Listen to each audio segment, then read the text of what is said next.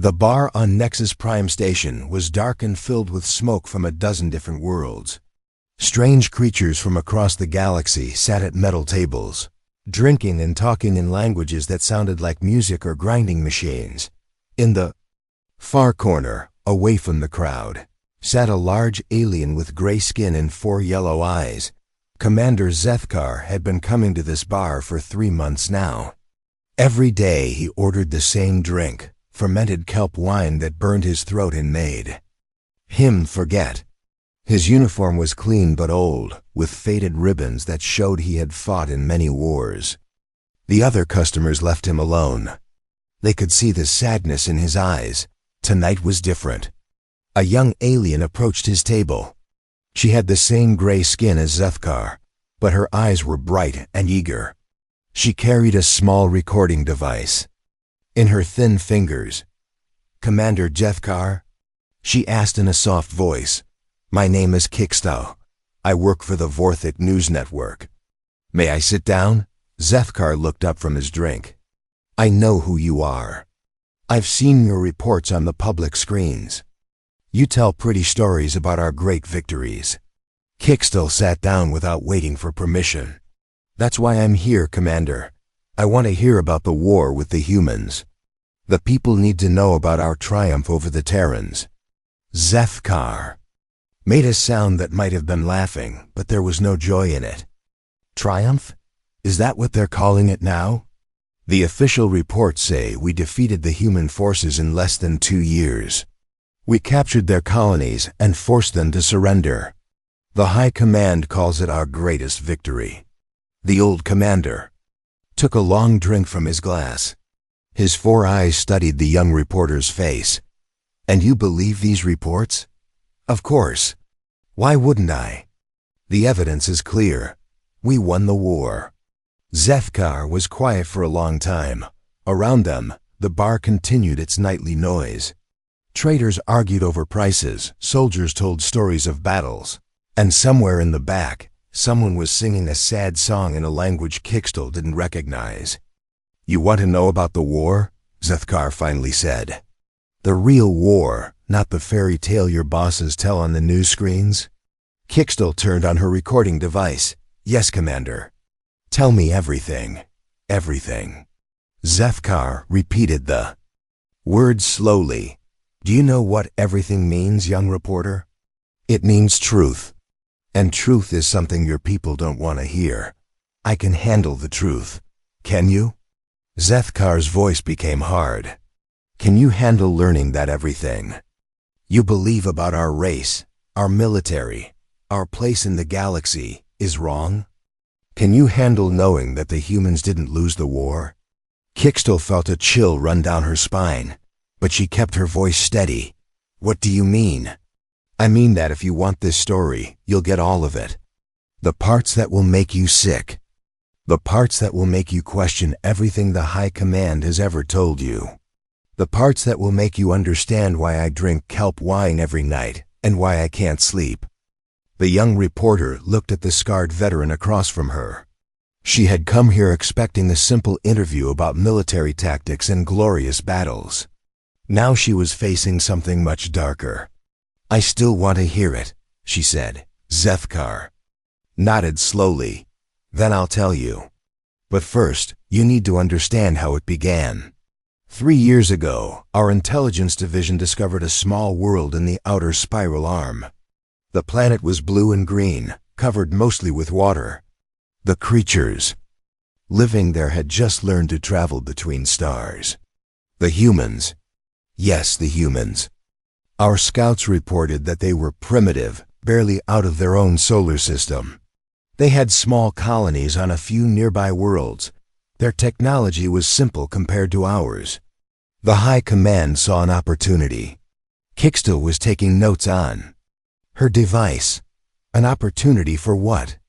Expansion, resources. The humans had found worlds rich in rare metals. Their colonies were small and lightly defended. It seemed like an easy conquest. The kind of quick war that would bring glory to the Empire and resources to fuel our expansion. So the High Command decided to attack. They called it a preemptive defensive action. The humans were expanding toward our territory. Better to stop them before they became a threat. Zefkar's voice carried bitter irony. At least that's what they told the soldiers. What did they tell you? They told me I was leading the advance force to secure the outer colonies. Clean, quick operations. We would arrive, the humans would surrender, and we would establish Vorthek control. The whole campaign was supposed to last 6 months. Zefkar stood up and walked to the bar's window. Outside, the lights of Nexus Prime stretched into the distance. Ships from 100 worlds docked and departed, carrying goods and passengers across the galaxy. It was a peaceful sight, but the commander saw something else in the lights. I was a lieutenant then, he continued. Young, eager to prove myself in battle. I believed in the Empire's strength. I believed in our superiority over the lesser races. I had fought in campaigns against the Zullan rebels and the Krex pirates. Easy victories against enemies who ran when they saw our ships. The humans were different. I didn't know that yet. All I knew was that I had been given command of a ground assault unit. 200 of our best warriors, equipped with the latest plasma weapons and battle armor. We were told to expect minimal resistance. Zefkar returned to his seat and finished his drink. The first target was a human colony called New Boston. It was a mining world, small population, mostly civilians. According to our intelligence, they had maybe 50 soldiers protecting the entire planet. That does sound like an easy target. It should have been. Our fleet arrived at the edge of the system at dawn ship time. 3 heavy cruisers and a dozen assault transports. The humans detected us immediately, of course. Their sensors were better than our intelligence had suggested. Did they try to surrender? No. The word came out flat and hard. They sent a message to our fleet commander. I heard it later when we were reviewing the battle records. A human voice, calm and clear, speaking in perfect Vorthek. They knew our language better than most of our own people. The voice said, Vorthek vessels, you are approaching human territory without permission. Turn back now or face the consequences. That was all. No threats, no demands, just a simple warning. What did your commander do? Admiral Vexter laughed. He ordered the fleet to continue the approach and begin orbital bombardment. Standard procedure for colonial conquest. Destroy the major installations, eliminate organized resistance, then land troops to secure the population. Zefkar signaled the bartender for another drink. His hands, Kixtel noticed, were shaking slightly. The bombardment began at 0800 hours. Our plasma cannons lit up the sky above New Boston. We targeted their communication centers, power plants, and military installations. From orbit, it looked like we were winning easily. The human defenses seemed to crumble under our assault, but something went wrong. Nothing went wrong with the bombardment. It was the landing that changed everything. Zefkar's 4 eyes focused on something far away. I was in the first wave of dropships. 24 vessels carrying assault troops to secure the colony. As we descended through the atmosphere, I could see the damage our ships had done. Fires burning across the settlement, buildings reduced to rubble. It must have looked like victory. It looked like every other conquest I had been part of. But when we landed and began moving toward the colony center, I realized that our intelligence had been very, very wrong about the humans. The commander paused and looked directly at Kixtel. Are you sure you want to hear the rest of this story, young reporter? Because once I tell you what happened on New Boston, you can never go back to believing the comfortable lies they tell on the news screens. Kixtel met his gaze steadily, I'm sure. Then listen carefully, because this is where everything we thought we knew about warfare changed forever. Zefkar ordered another drink and stared at the liquid for a long moment before continuing his story. Kixtel waited, her recording device capturing every word. When our dropships landed on New Boston, everything seemed normal at first. The colonial spaceport was damaged but empty. No human defenders in sight. My squad moved through the smoking ruins toward the main settlement.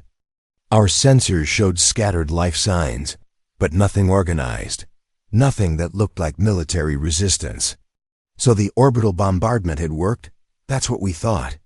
I remember feeling disappointed that the battle would be so easy. We had trained for months, prepared for our first real test against an unknown enemy, and it seemed like the humans had already given up. The commander took a sip of his drink. We were moving through what used to be the commercial district when the first shot was fired. Not at us, but at the dropship that had just lifted off behind us.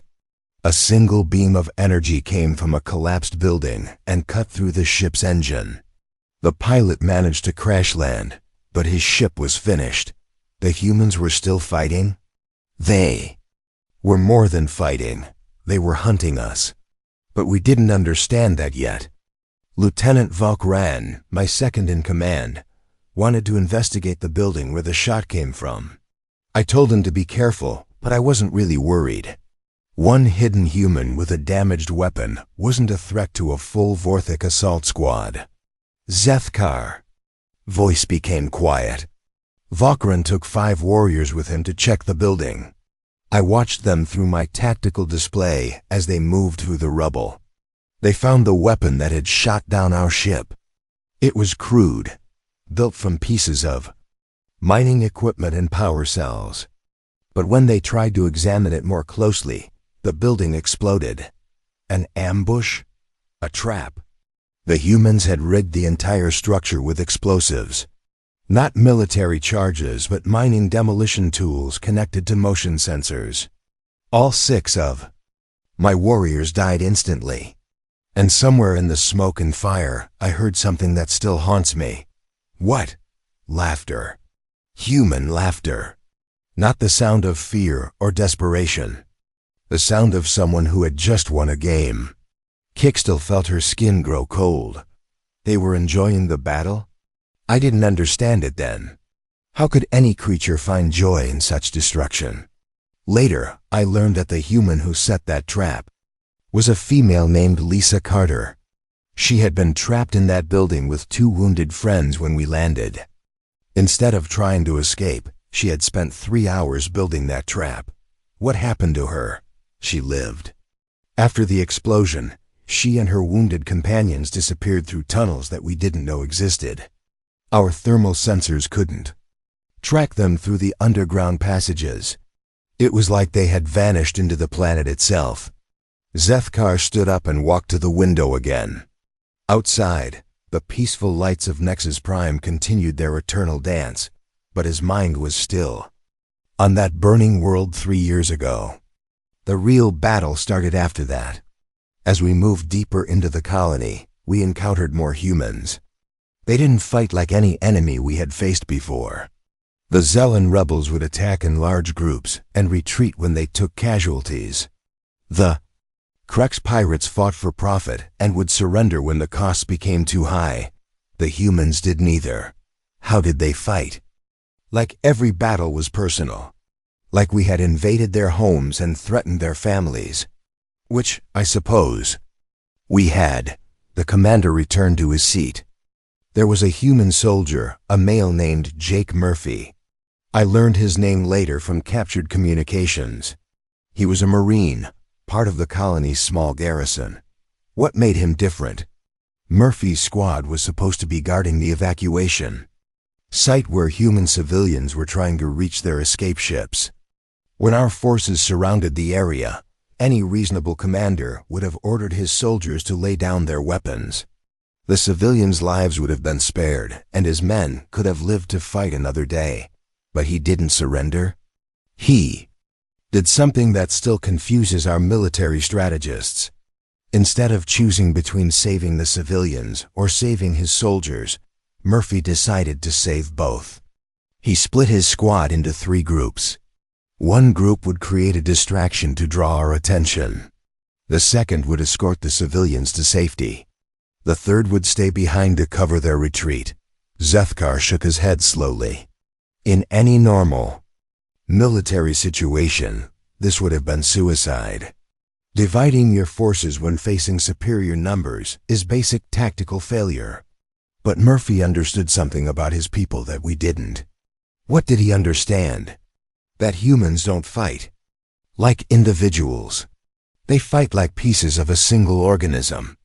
When Murphy's distraction team drew our forces to the east side of the evacuation zone, every human in the area knew exactly what to do without being told. Civilians who had never held weapons picked up the guns of fallen soldiers. Medical personnel turned their treatment centers into fortified positions. Engineers used construction equipment as weapons. The old warrior's 4 eyes grew distant. I was leading the assault on Murphy's position when I saw something that changed my understanding of warfare forever. A human medic, a male named Ben Rodriguez, was treating wounded civilians in what used to be a school building. Our plasma fire was tearing through the walls around him, but he kept working. He was brave, more than brave. When one of my warriors got close enough to kill him, Rodriguez didn't try to defend himself. Instead, he pushed a wounded human child behind cover and continued treating another patient. My warrior raised his weapon to fire, and Rodriguez looked up at him. What happened? My warrior hesitated. In that moment of eye contact, he saw something that made him pause. Later, he told me that the human's expression wasn't fear or hatred. It was determination. Rodriguez knew he was about to die, but he was going to save as many lives as possible before that happened. Zethkar finished his drink in one gulp. That hesitation saved Rodriguez's life. Jake Murphy's covering fire forced my warrior to take shelter, and by the time we cleared the position, the medic and his patients were gone. They had escaped through another tunnel system that our intelligence had missed. The humans were better prepared than your commanders thought. It wasn't just preparation, it was something deeper. During the battle for the evacuation site, I monitored human communications. Military leaders giving orders, civilian volunteers coordinating rescue efforts, even children helping to guide refugees through safe passages.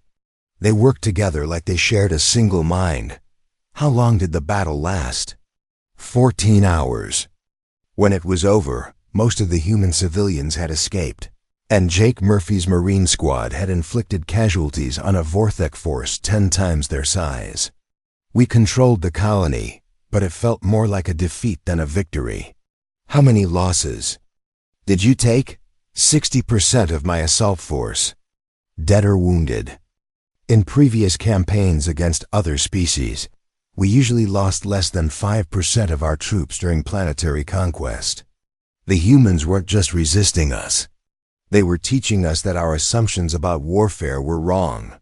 Kixta looked at her notes. The numbers didn't match anything she had seen in the official reports. The High Command said casualties were minimal. The High Command said many things that weren't true. But the worst part wasn't the casualties. It was what happened after we secured the colony. What do you mean? Standard Vorthek procedure after conquest is simple. Round up any remaining enemy forces, establish control over the population, and begin extracting resources. We had protocols for dealing with prisoners, managing civilian populations, and maintaining order. The humans didn't follow your expectations?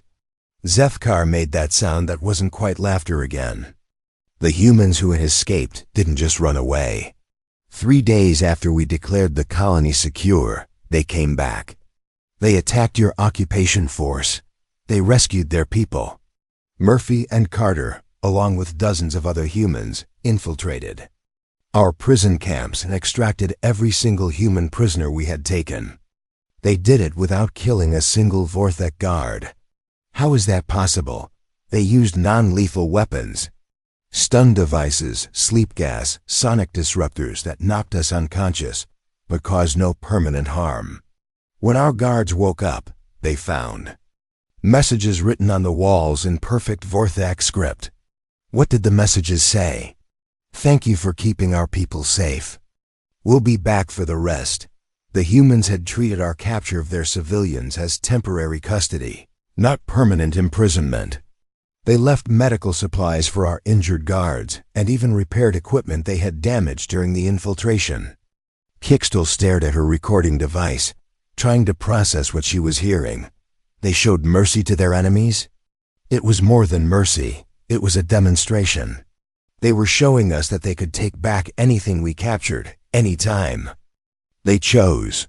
But they were also showing us that they didn't want to hurt us unless we forced them to. The commander signaled for another drink. That's when I first realized that the intelligence reports were more than just wrong. They were catastrophically, dangerously wrong. The humans weren't primitive or weak. They were something we had never encountered before. What were they? Soldiers. Who fought like scientists. Every engagement was an experiment. Every tactic we used against them became data for their analysis. Every battle taught them something new about how to defeat us. And you still had to continue the war? The bar had grown quieter as the night stretched on.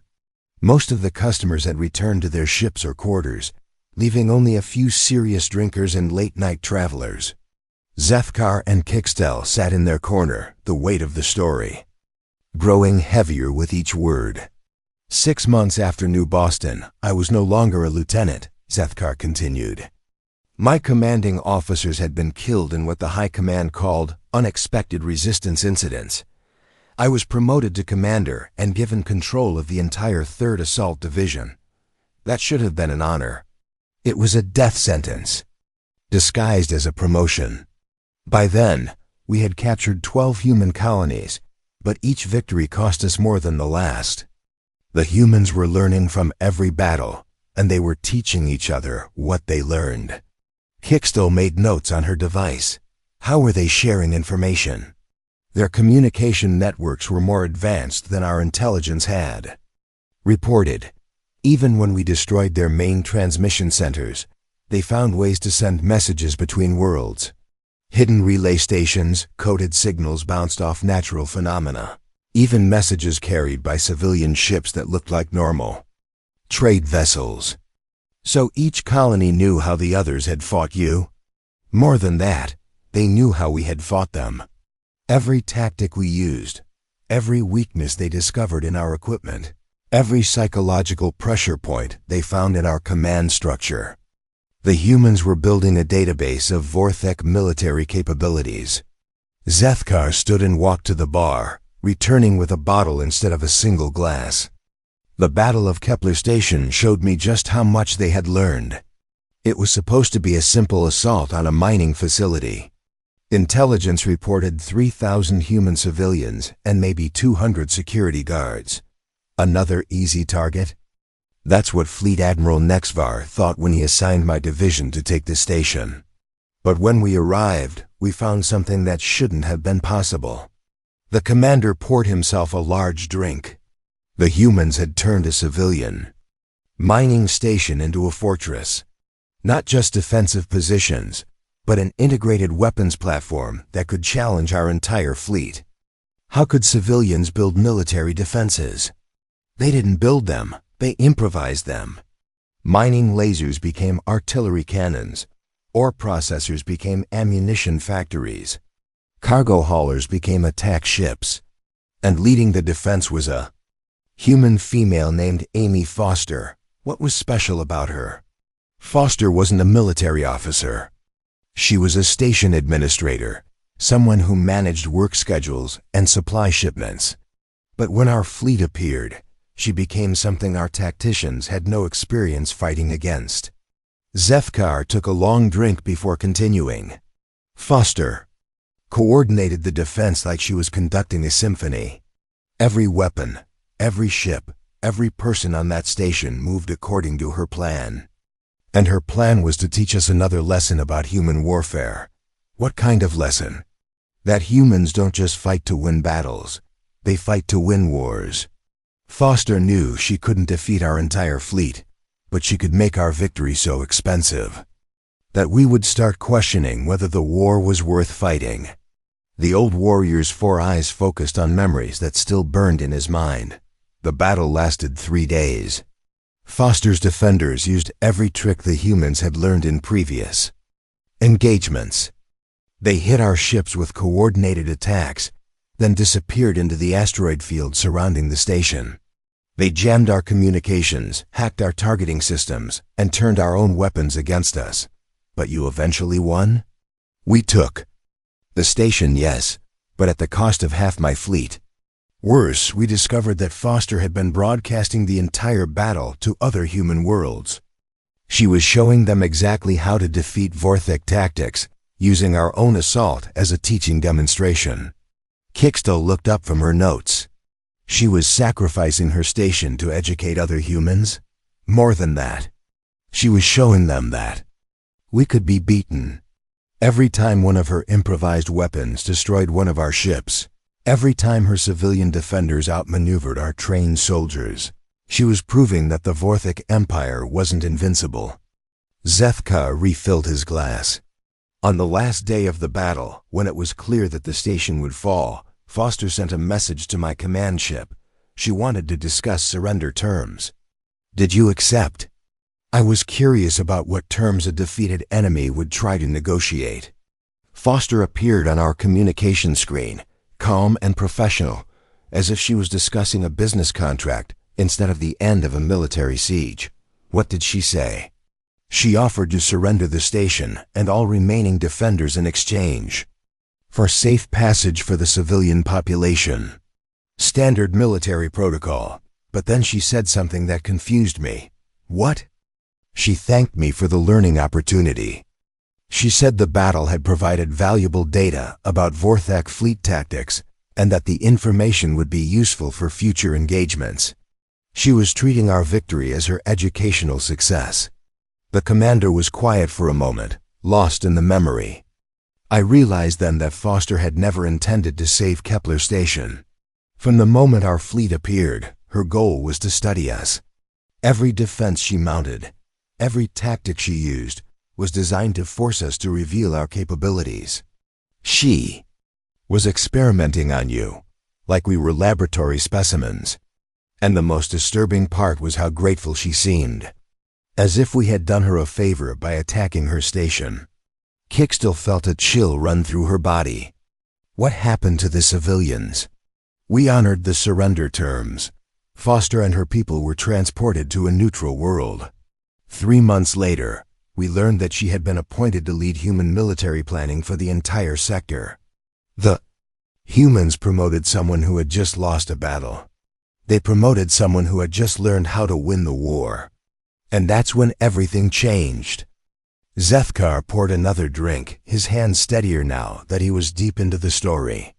The human counteroffensive began 6 months after Kepler Station. But it wasn't like any military campaign I had ever seen. How was it different? They didn't try to recapture their lost colonies immediately. Instead, they began what they called technological integration. Everywhere we had fought them, they had captured examples of our weapons, our armor, our communication equipment. Instead of just copying our technology, they improved it. They made your weapons better and different. A human engineer named Sam Walker managed to reverse engineer our plasma cannons and redesign them for human use. But he didn't just copy the design. He made modifications that we hadn't thought of. What kind of modifications? Efficiency improvements that increased the weapon's power while reducing its energy consumption.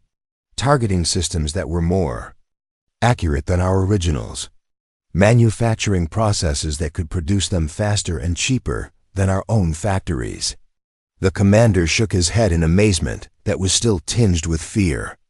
Within 6 months, human forces were using weapons that were based on our technology but superior to anything in our arsenal. They had turned our own advantages against us. That's when they began winning battles. That's when they began winning the war. The first major engagement of their counteroffensive was at the Proxima system. I was there, commanding the defense. Of our forward base. What happened? The humans arrived with a fleet that looked familiar but wrong. Their ships were built using our design principles, but they moved differently, faster, more efficiently. And they were commanded by someone who understood both human and Vorthic military thinking. Who was their commander? General Patricia Stone. She had studied every battle we had fought, analyzed every victory we had claimed, and figured out how to turn our strengths into weaknesses. Zethkar's voice became quiet with respect and fear. Stone didn't just attack our base, she dissected it. Every defensive system we had built, every tactical doctrine we followed, every assumption we made about how battles should be fought. She took them apart piece by piece. How long did you hold out? 4 hours. A base that was designed to withstand months of siege warfare fell in 4 hours. But the most terrifying part wasn't how quickly we lost. It was how Stone treated our defeat. What do you mean? When we surrendered, Stone's forces didn't behave like conquerors. They behaved like teachers who had just finished a successful lesson. They treated our wounded, secured our equipment, and began asking us questions. What kind of questions?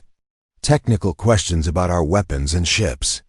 Strategic questions about our military doctrine. Personal questions about our training. And motivation. They were interviewing us like we were research subjects. Kixtel looked at her notes, trying to understand what she was hearing. They were studying you even after they had defeated you? They were preparing for the next phase of the war. Stone explained it to me personally when she visited the prisoner compound. She said the humans had learned everything they needed to know about fighting Vorthek forces. Now they were ready to end the conflict. How could they end the war? You still controlled most of the territory you had captured. That's what I asked her. Stone smiled when she answered, and that smile was the most frightening thing I had ever seen. What did she say? She said the humans had never been fighting for territory. They had been fighting to understand us. And now that they understood us completely, they could show us something that would change both of our civilizations forever. The bottle was nearly empty now, and Zethkar's 4 eyes were dim with memory and alcohol. But his voice remained steady as he reached the final part of his story. Kixtel sat forward, knowing that everything she was about to hear would change. Her understanding of the galaxy forever. The final battle wasn't a battle at all, Zethkar began. It was a demonstration. Admiral Helen Ross arrived at our homeworld with a human fleet that shouldn't have existed. What do you mean? 6 months earlier, the humans had possessed maybe 50 warships total. Primitive vessels that we had been destroying easily. But the fleet that appeared over Vorthek Prime consisted of 300 ships, all built using our own technology but improved in ways our engineers said were impossible. The commander poured the last of the bottle into his glass. Ross didn't attack immediately. Instead, she broadcast a message to the High Command. I was in the tactical center when we received it, and I watched as our greatest military leaders listened to words that ended our empire's expansion forever. What did she say? She spoke in perfect Vorthek, with formal diplomatic language that showed she understood our culture better than most of our own citizens. She said that humanity had learned everything it needed to know about Vorthak military capabilities, and that the educational phase of the conflict was now complete. Educational phase? That's what she called the entire war. 2 years of battles, thousands of casualties on both sides, and the humans had considered it all to be a learning experience. Ross thanked the High Command for their cooperation in providing such comprehensive data about advanced military tactics. Kixtel felt sick. They had been studying you the entire time? From the very first engagement. Every battle we won, every tactic we used, every technological advantage we demonstrated. The humans had been taking notes and building something that would make our victory impossible. What did Ross want? She gave the High Command a choice. The Vorthak Empire could withdraw from all human territory and sign a non-aggression treaty, or the humans would demonstrate their new understanding of warfare by dismantling our entire military infrastructure. The old warrior stared into his glass. Admiral Keshver, our fleet commander, told Ross that the Vorthak Empire did not negotiate with inferior species. He ordered our planetary defense systems to begin firing. What happened? Nothing. Our weapons didn't respond. Ross had been broadcasting her message for exactly long enough for human technical specialists to infiltrate and disable every defense platform around our homeworld. While our leaders had been listening to her speech, her people had been taking control of our most secure systems. How is that possible? Remember Sam Walker, the engineer who had improved our plasma weapons? He had also been studying our computer systems, our security protocols, our communication networks. The humans knew our technology better than we did, because they had been forced to understand every detail in order to fight us. Zefkar took a sip of his drink. What happened next still gives me nightmares. Ross asked Admiral Keshver if he would like a demonstration of human capabilities. When he refused to withdraw the challenge, she gave an order that changed everything. What kind of order? She told her fleet to disable our orbital defenses without destroying them. Not to conquer our homeworld, but to show us that they could conquer it whenever they chose. The commander was quiet for a long moment. What followed was the most terrifying display of military precision I have ever witnessed. Human ships moved through our defense grid like they had built it themselves. Every platform, every satellite, every orbital weapon was neutralized without being destroyed. They didn't want to hurt you. They wanted to teach us. When a human ship disabled one of our defense platforms, they would transmit a detailed explanation of how they had done it. Technical specifications, tactical analysis, even suggestions for how we could improve our defenses in the future. They were helping you while they defeated you. They were showing us that the war had never been about conquest. It had been about understanding. And now that they understood us completely, they could end any conflict between our species without violence. Kixtel looked at her notes. None of this matched the official reports she had seen. What happened to the planetary defenses? Disabled but intact. Every platform, every weapon, every system was shut down temporarily and then returned to our control. The humans had demonstrated that they could take our homeworld anytime they wanted, but they chose not to. Then what? Ross requested permission to land a small diplomatic team to discuss peace terms. Admiral Keshver was so shaken by what he had witnessed that he agreed immediately. Zefkar finished his drink and set the glass down carefully. I was part of the security detail when the human delegation arrived. I expected to see conquerors, victorious generals who would demand tribute and territory.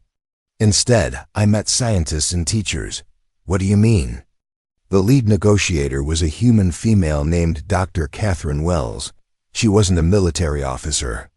She was an anthropologist, someone who studied different cultures and civilizations.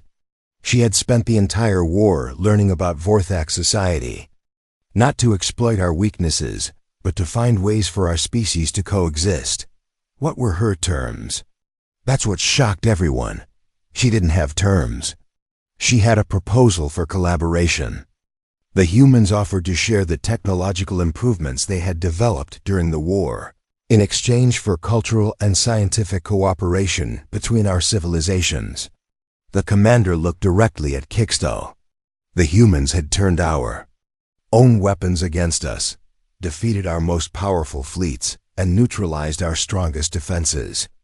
They could have enslaved our entire species or destroyed our civilization completely.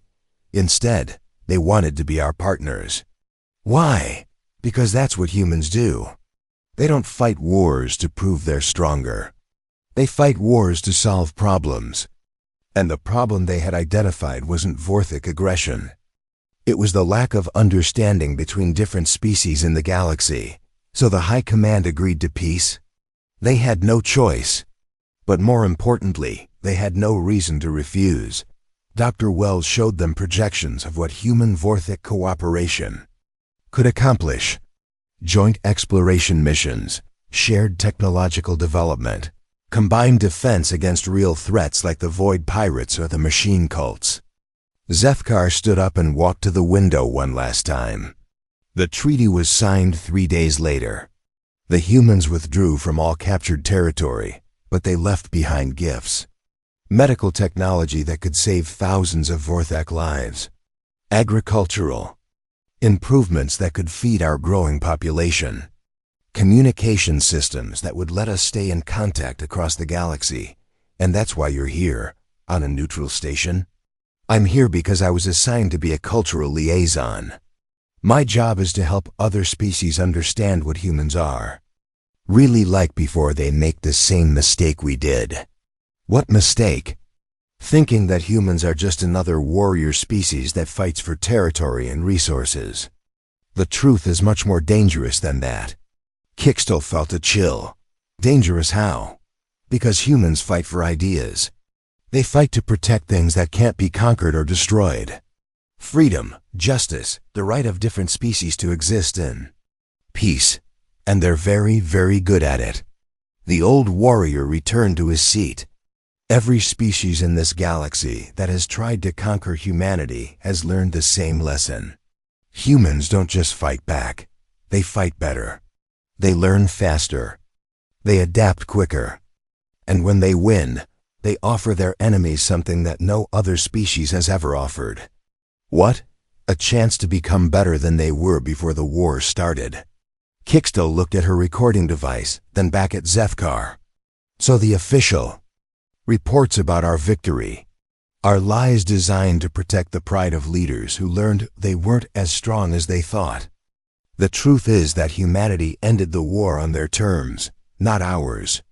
They chose when to stop fighting, and they chose how the peace would work. Why are you telling me this? If the High Command finds out, because other species need to know. Right now, there are military leaders in a dozen different civilizations who think they can conquer humanity the way we tried to. They're looking at human expansion and seeing weakness, seeing opportunity. The commander's voice became grave. They need to understand that humans aren't expanding to conquer territory. They're expanding to find new friends, new partners, new problems to solve. But if someone forces them to fight ... what happens? They win, not just the battles, but the entire concept of warfare. They turn every conflict into a learning experience, and they always learn faster than their enemies. Zethkar signaled the bartender for his bill.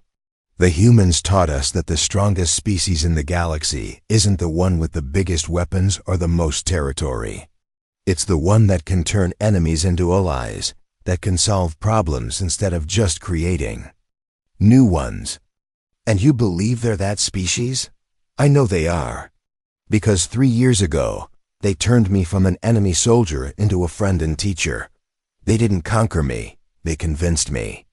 The old warrior stood up, leaving payment for his drinks. That's the truth about human battlefields, young reporter. They're not places where humans prove they're stronger than everyone else. They're places where humans prove that being strong isn't the same as being right.